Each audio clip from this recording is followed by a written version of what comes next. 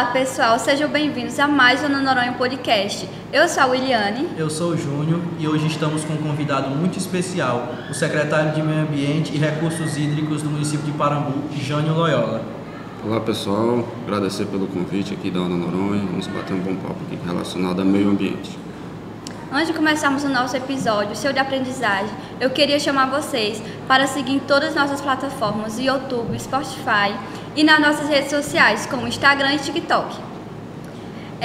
Jânio, eu queria saber quais os maiores desafios ambientais que Parambu está enfrentando atualmente. Bom, com relação à parte ambiental, não é só o Parambu, né? A gente tem aí uma problemática, né? Uma mudança de era. Conforme já aconteceu no decorrer da história da humanidade, isso é uma coisa natural, né? Já tende a acontecer.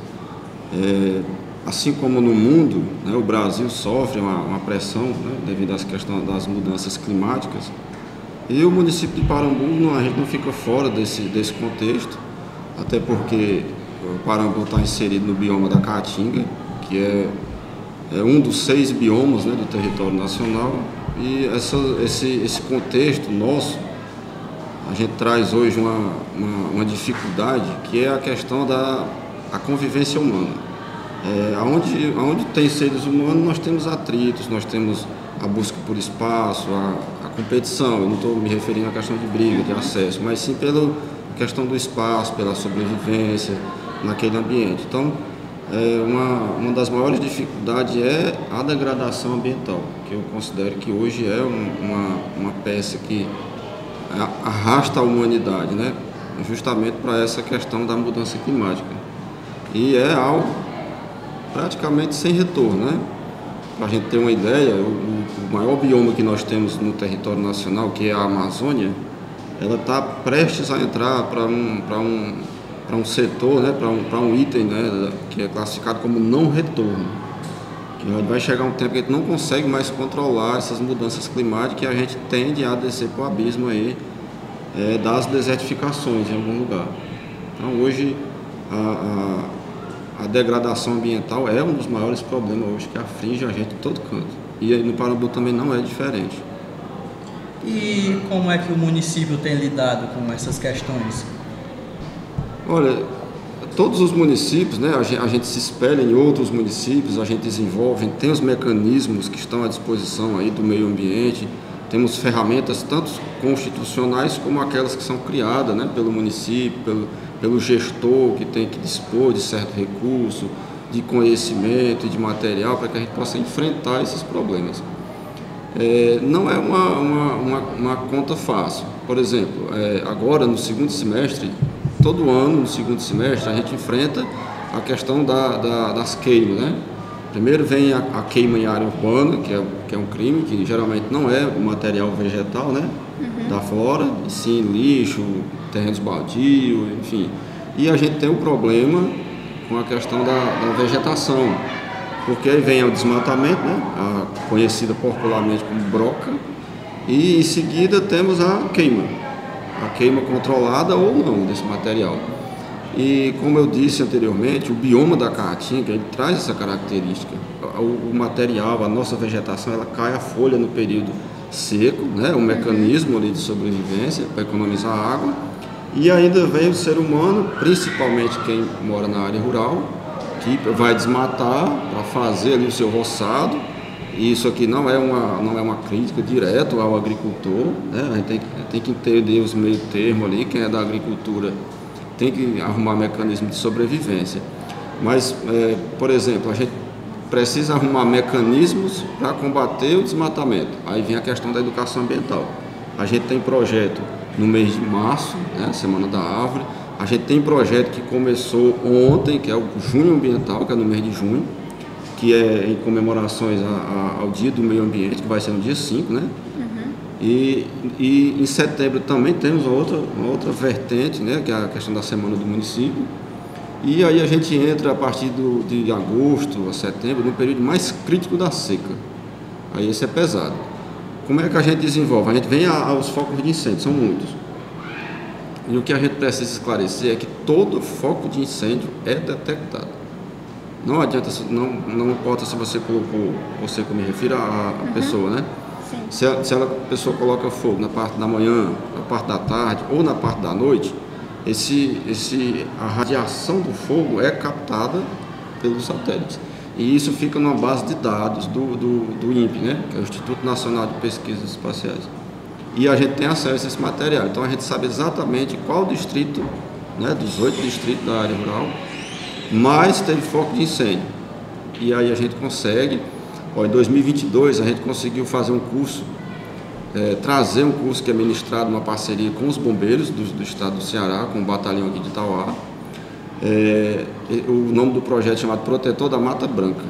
A gente desenvolve esse treinamento que é de prevenção e combate a incêndios florestais nas associações rurais. Então a gente conseguiu fazer em 17 localidades, em todos os 8 distritos da cidade, do município, e também na sede.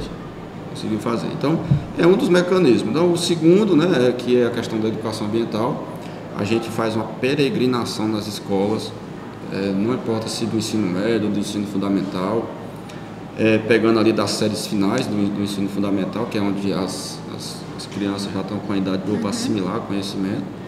E outro fator que a gente usa também é a questão das parcerias, né? Que mais na frente eu sei que vai estar aqui também no podcast, para fazer a coleta, reciclagem, a questão do monitoramento ambiental.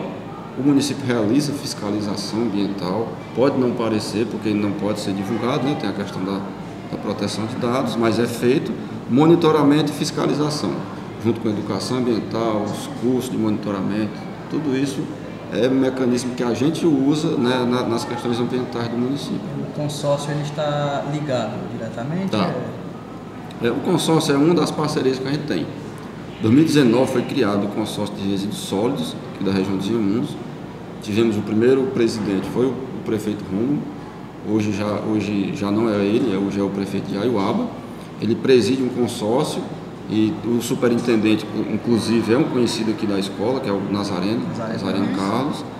E aí ele, inclusive, eu faço aqui, né, uma abreviação de parabenizar, porque o consórcio hoje traz um mecanismo importante para a gente, principalmente na área de resíduos sólidos, que às vezes as pessoas não entendem, mas é todo tipo de reciclagem, que envolve todos os setores da reciclagem, desde a latinha, do papelão, do plástico, da pilha, do pneu, do eletroeletrônico, do resíduo, da compostagem, né, que é os restos de vegetais, até mesmo do óleo de fritura, né, que é descartado na natureza. E tem até os pontos, né? Temos os pontos. Aqui a escola, por exemplo, é um.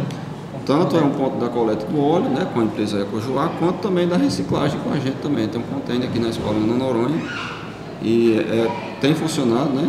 É um dos pontos, é o PEV, ponto de entrega voluntária, que é diferente da coleta seletiva em si, mas também faz uma seleção. A da letiva da educação ambiental, né? Com a tia Yasmin. Isso, com a professora Yasmin, exatamente. Então você percebe que quando a gente fala sobre meio ambiente, envolve vários fatores que ao mesmo tempo estão interligados. Desde o animal solto na rua, a fauna, né, que é a questão dos animais silvestres, a flora, todo tipo de vegetação. Lembrar que o Parambu está inserido 100% no bioma Caatinga, né? O estado do Ceará, acho que mais de 90%, eu me arrisco a dizer que é do bioma Caatinga, que tem uma parte de Mata Atlântica, né? Mas aqui o Parambu, apesar de ter serra, né, que a gente às vezes confunde e acha que a vegetação lá é diferente, apenas, né, visualmente ali parece, mas o bioma é o mesmo, é o bioma Caatinga. Então estamos no Alto Sertão. Jânio, eu queria saber também como a Secretaria trabalha na conscientização da população sobre a preservação ambiental. O mecanismo principal, que não só a gente que trabalha com o meio ambiente usa, mas outros municípios, algumas empresas privadas, é na educação ambiental.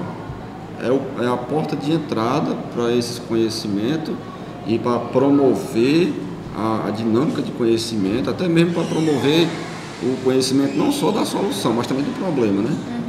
Às vezes a gente se acomoda ali com um determinado problema, por exemplo, dos resíduos sólidos, que está prestes a ser resolvido, né? A gente espera que num curto espaço de tempo. O próprio consórcio usa a educação ambiental, que são cursos em toda a área urbana do município, nas empresas privadas, né, que são coordenadas pela CDL, né, e nas escolas do setor público. Nós temos também a Agenda A3P, né, que é a Agenda Ambiental na Administração Pública, que um dos órgãos que mais gera resíduo, voltando para a questão dos resíduos sólidos, são exatamente as instituições públicas, as escolas, né, devido à sua gama de atividades, né, que precisa desenvolver para estimular o conhecimento, né, dos alunos, gera esse material, esse resíduo. Então, todo esse resíduo também é aproveitado. Não é lixo, é resíduo. Pode ser aproveitado e deve. Pode ser reutilizado, né? Pode ser reutilizado, pode voltar para a indústria, que é isso que a gente tem que desenvolver. Então, a porta de entrada para a gente resolver esses problemas é a educação ambiental. Aí da educação ambiental vê o monitoramento ambiental de áreas sensíveis. As leis são importantíssimas. Infelizmente a gente está aí numa espécie de desmonte, né, da legislação ambiental. Estava boa, começou a mudar e agora a nova reviravolta aí no Congresso tende a ter uma dificuldade muito grande para licenciar e fiscalizar. E aí é uma perda muito grande, mas a gente não pode perder a esperança e nem deixar de fazer a nossa parte.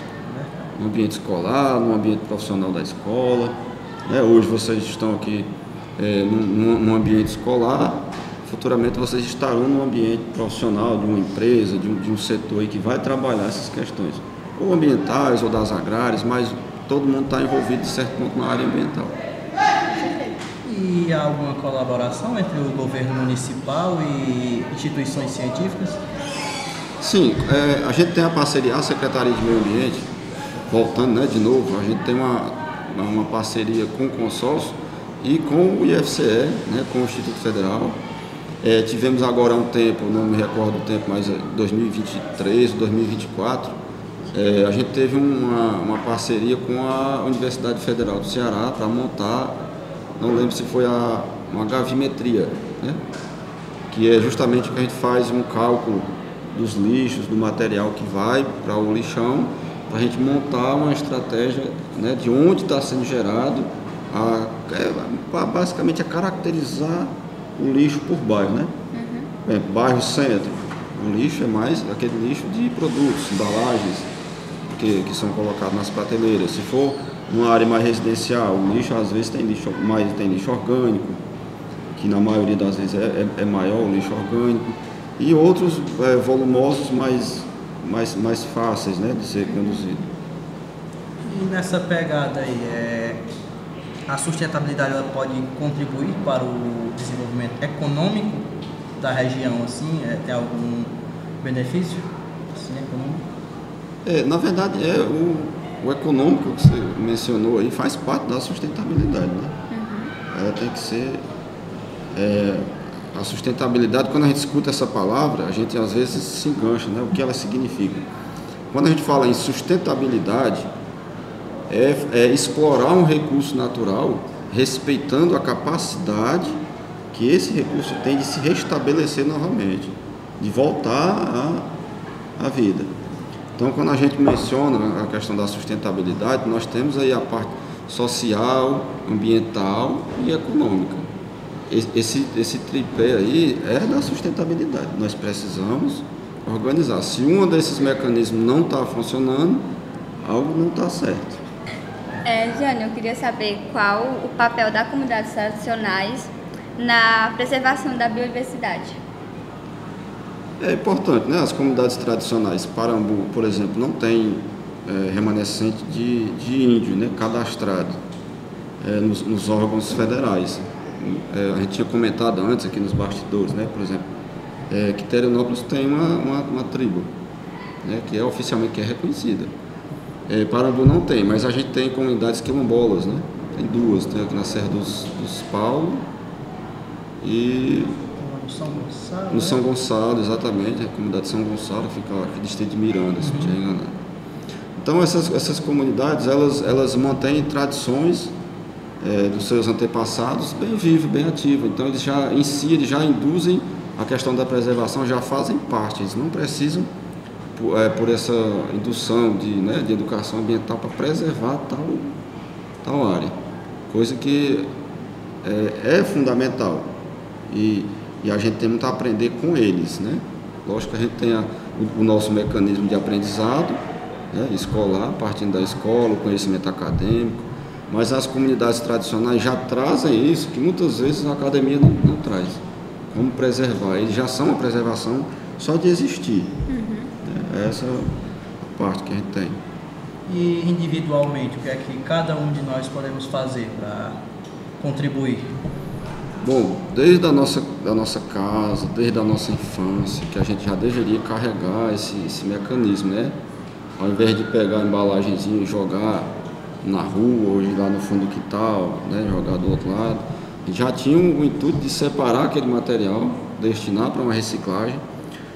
Nós, como seres humanos, já tinha que estar imbuído, né, desse mecanismo de não degradar.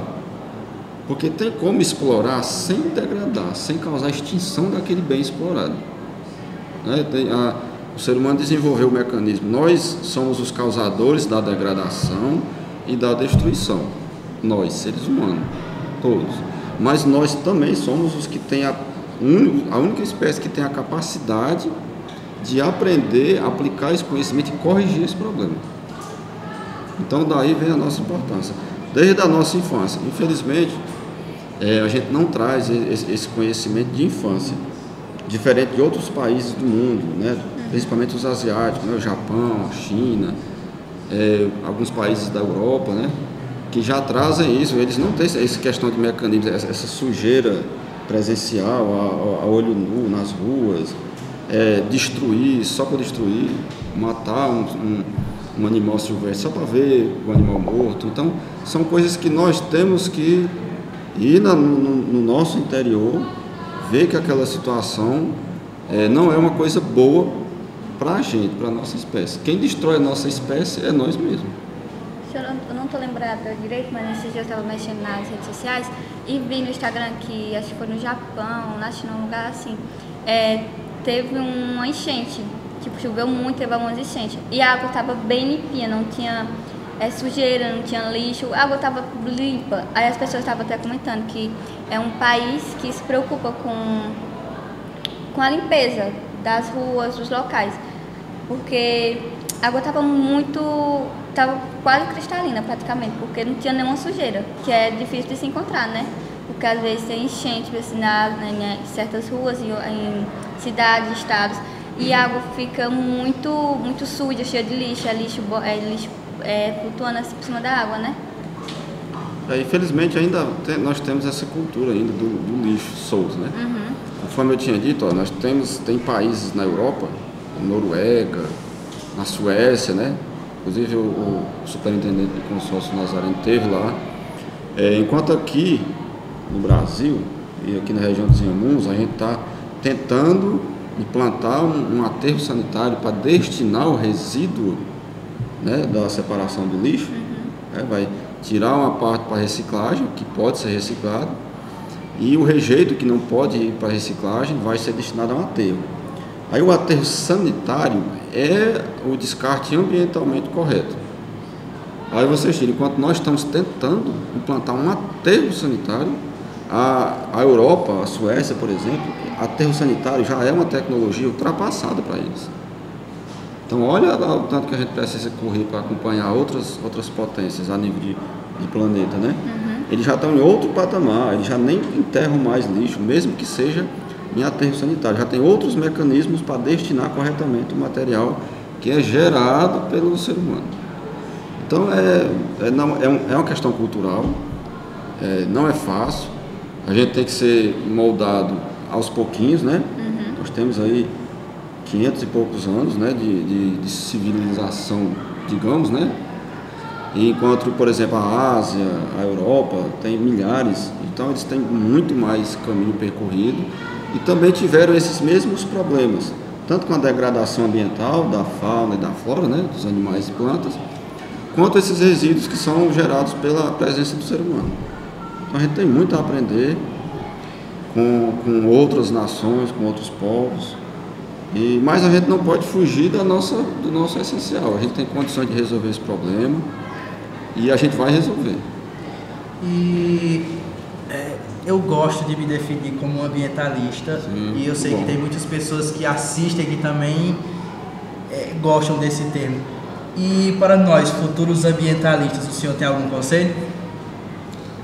A caminhada é longa, viu? O negócio é complexo. E assim, a gente já se define como um ambientalista, você já pega para si alguns males, algumas dores da humanidade, está ligado ao meio ambiente. Porque se você pegar a Constituição, lá no artigo 225 já está previsto, temos que ter um ambiente ecologicamente equilibrado. Mas aí é muita gente que tem que vir para esse tabuleiro aqui do xadrez para que realmente aconteça isso. E a gente vê que nem todo mundo está com a mesma ideia. Então, um ambientalista já nato, né? Já quer ser um ambientalista, nós vamos enfrentar aí algumas dores, algumas dificuldades, mas é mais um a somar, né? E que bom, a gente precisaria ter mais gente imbuído nessa causa que traz para a gente alguns malefícios. Tem gente que chama a gente de doido, né? Acontece com muita frequência. Tem uns que chamam a gente de lunático, que o mundo sempre foi assim, que o mundo sempre foi quente, que sempre aconteceu enchente. A gente recebe alguns títulos que não é bom, mas vários cientistas, muitos foram chamados de doido no passado, né? E a maioria das teses que eles diziam que ia acontecer, todas vão se cumprir uma a uma, né? Albert Einstein foi chamado de louco e foi um dos gênios aí da humanidade. Então todo mundo que tem uma ideia, primeiro é chamado de doido, é questionado e depois, quando essas situações começam a dar certo, as pessoas vêm procurar a gente para saber como foi que a gente conseguiu organizar para dar certo. Então que bom, seja bem-vindo ao time dos que tem muito serviço pela frente. E a gente vê mesmo que a preocupação ela cresce cada vez mais quando a gente olha, por exemplo, esse ano, a campanha da fraternidade, que é trabalhada na Igreja Católica pela CNBB, que o tema é ecologia e ecologia integral. Aí a gente vê a preocupação que a gente não é só a gente, mas até em âmbitos religiosos, como lá na frente do salão paroquial, eles também instalaram um PEV de coleta de óleo. Eu achei isso muito interessante. Sim, verdade. A campanha da CNBB, né, a Conferência Nacional dos Bispos do Brasil, trouxe esse tema ecológico, justamente para a gente cuidar da nossa casa comum. Porque não tem como a gente morar no outro planeta, nós vamos ter que morar nesse aqui. E esse daqui está bem saturado. Então esses mecanismos está na Bíblia, né, inclusive, né? Deus criou o mundo e viu que era bom. Sim. Então nós somos a parte essencial do planeta e nós temos que cuidar dessa casa comum. E nada melhor do que trazer a religião para esse contexto. Aqui no Parambu, a paróquia de São Pedro é uma parceira da gente, do município, parceira também do consórcio, né, porque eles adquiriram, né, em conversa com o Nazareno, que é o superintendente, eles pediram um PEV para coletar esses óleo de fritura. Esse material ele é destinado a uma empresa lá em Juazeiro do Norte, a Ecojuá, e vem uma certa contrapartida, né, que é destinada para a Pastoral da Criança, que é um braço da Igreja Católica que não tem recurso definido e que precisa de doações com frequência para fazer suas ações. Então, a gente faz uma parte social e ambiental ao mesmo tempo. Então, é por isso que a gente precisa se encaixar nesses tempos. Mas é verdade, realmente a Igreja Católica é uma parceira nossa. Meio ambiente. Jânio, nosso papo está muito bom. Mas, infelizmente, vamos ter que dar um finalzinho agora. Eu queria agradecer pela sua participação no nosso podcast. Foi uma conversa muito boa, cheia de aprendizado. Principalmente para mim também, né, que vou participar do projeto agora, que está relacionado ao meio ambiente. E você está sendo meio que uma pauta para me ajudar, a aprender certas coisas que eu não sabia e eu estou tendo essa conscientização agora. Que bom que a gente desperta, né? A gente viu também que não só a Igreja Católica veio para esse debate, né? Já que a pauta ambiental destaque no mundo todo, começa a ter essa cobrança. Inclusive nós vamos ter a COP30, que é aqui no Brasil, em novembro, se não me engano, e vai ser aqui em Belém, região norte, né? A área na região amazônica. O estado do Ceará, também a Secretaria de Educação lançou também, né, essa pauta com as eletivas nas escolas estaduais, sejam elas de educação integral ou não, essa pauta ambiental também inserida em vários temas. A gente viu que não é só um tema ambiental, são vários. Né? Então é importante, as feiras de ciência também estão voltadas para a questão ambiental, a maioria delas. Então, que bom que mais gente veio, né? Porque antes os ambientalistas, né? Você vai sofrer disso, a gente ficava quase que remando sozinho, né? O pessoal olha de olho torto pra gente, a gente é considerado o primo pobre da causa, né? O patinho feio, e hoje a gente está sendo assistido em diversos mecanismos. O Ministério do Meio Ambiente desenvolve muitos editais voltados para a questão ambiental, com recursos para as cooperativas, para as associações, trabalhar projetos de sustentabilidade. E os governos estaduais, a Secretaria de Educação, e principalmente a Secretaria de Meio Ambiente do Estado, tem vários projetos, inclusive esse agora que nós estamos vivendo, o Junho Ambiental, é uma isca, né? Um projeto que é ofertado pela Secretaria de Meio Ambiente do Estado. E a gente está desenvolvendo em todos os distritos do município. Vai até a última semana, cada semana tem um tópico diferente. Aí, inclusive, eu peço aí a todos que estão nos assistindo que possa vir também a frequentar as redes sociais da Secretaria de Meio Ambiente, do município, e que possa acompanhar a programação. Também acompanhar tanto a SEDUC do Estado e também a Secretaria de Meio Ambiente do Estado, que também tem a pauta, inclusive a programação do Junho Ambiental do Parambu está lá numa plataforma da Secretaria Estadual. Então a gente vai chegando às considerações finais, agradecer muito a você que recebeu o nosso convite e aceitou vir. Muito obrigado, Jânio. Bom, na verdade eu é que devo agradecer, né, pelo espaço. A gente vê outros colegas, né, de função, de trabalho, de outras áreas funcionais que participam do podcast, e o podcast de vocês eu fiquei muito feliz, conheci aqui junto com o professor Técio, que está ali nos bastidores. Quero agradecer a equipe que está aí comandando, aí, coordenando para que isso tudo funcione, saia do papel. E vocês, parabéns à equipe. Obrigada. Eu fiquei feliz, não tinha participado de nenhum podcast ainda. E o bom é quando a gente traz assuntos que são relevantes, não só para a área da educação, mas para outras áreas, né? Para a saúde, para a ação social, para a agricultura, para o próprio meio ambiente, que a gente precisa de mais informações assim disseminadas. E eu vi vocês fazendo esse mecanismo aqui de controle, né? Coordenando. Isso é importante para que a gente possa desenvolver um bom trabalho. Que a gente precisa também da propaganda, da mídia, concentrada e conectada. É muito importante. Acompanhei ali nos bastidores, ali, bacana. Parabéns pelo trabalho aí da Ana Noronha, da equipe aí que coordena. Muito bom. E agradecer também a você que até agora nos acompanhou. Muito obrigado por estar conosco, por nos ouvir ou que está nos vendo, não sei. E reforçar o convite para você nos seguir. Está vendo pelo YouTube? Segue. Está vendo pelo Amazon Music, pelo Spotify.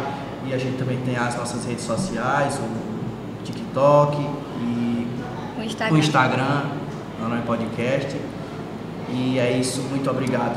Tchau. Antes de terminar, não se esqueça do nosso próximo episódio, que será gravado no dia 13 com a tia Vilani, que terá como tema sobre a resiliência, onde ela vai contar sobre a sua história, sua convivência de vida e mais um meio de aprendizagem. E é isso, pessoal. Tchau!